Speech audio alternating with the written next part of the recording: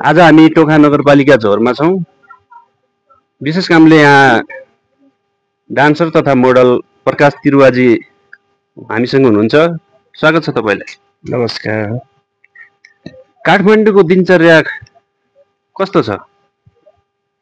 काठमाडौँको दिनचर्याहरू ठिकै बितिराखेको छ। अब कामको विषयमा भन्दाखेरि अब गीत सङ्गीतमै छु म अहिले। तपाईँ दाङदेखि काठमाडौँ आउनुभएको सङ्घर्षका दिनहरू पार गरिसक्नुभयो कि सङ्घर्षमै हुनुहुन्छ? म अहिले सङ्घर्ष नै गरिराखेको छु, सङ्घर्षकै बाटोमा हिँडिराखेको छु। जस अब स्ट्रगल फेजमै छु भन्नुपर्छ। तपाईँ मोडलिङको अलावा गीत पनि गाउनुहुन्छ? हजुर, म मोडलिङ पनि गर्छु अनि म गीतहरू पनि गाउने गर्छु। ल, हाम्रो दर्शकको लागि अहिले तपाईँ कुनै गीत गाएर सुनाउन सक्नुहुन्छ? हुन्छ, म गाउन तयार छु। ल, एउटा गीत गाएर सुनाइदिनु न त। बगैँचामा नजाऊ तिमी, भमराले चुमिदेला, फुल सोचेर तिमीलाई, फुल सोचेर मनको चाह नलुकाऊ तिमी, भमरालाई दोष दिएर कठै, भमरालाई दोष दिएर। गीत मिठो गाउनु हुँदो रहेछ।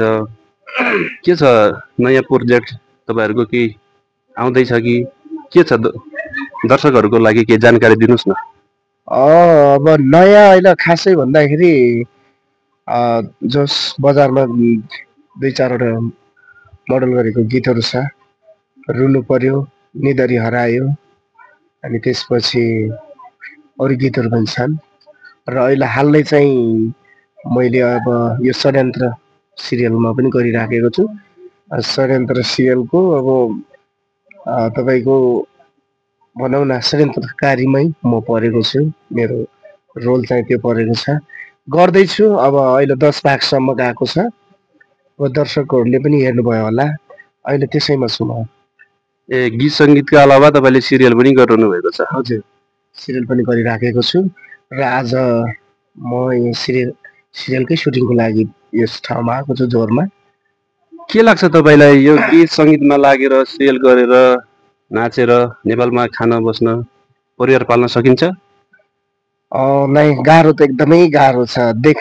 जतिको देख्दाखेरि यो सजिलो भए तापनि तर एकदमै सङ्घर्षको बाटो हो यो। मान्छेलाई होइन, कतिपयहरूलाई हेर्दाखेरि ओहो गीत सङ्गीतमा छ, नाचेको छ, गाएको छ, राम्रो तरिकाले हिँडेको छ, ओहो म पनि त्यो खाले बन्न पाए हुन्थ्यो भन्ने चाहिँ धेरैको जिज्ञासाहरू छ होला। तर एकदमै सङ्घर्ष छ, सजिलो छैन। गीत सङ्गीतहरू छाडा भए हेर्नै नमिल्ने खालको नृत्यहरू अहिले ट्रेनमा चलिरहेको छ। के भन्नुहुन्छ यसबारे? अब खास अब हुन त अब आफ्नो स्वभाव र आफ्नो विचार अनुसार हो।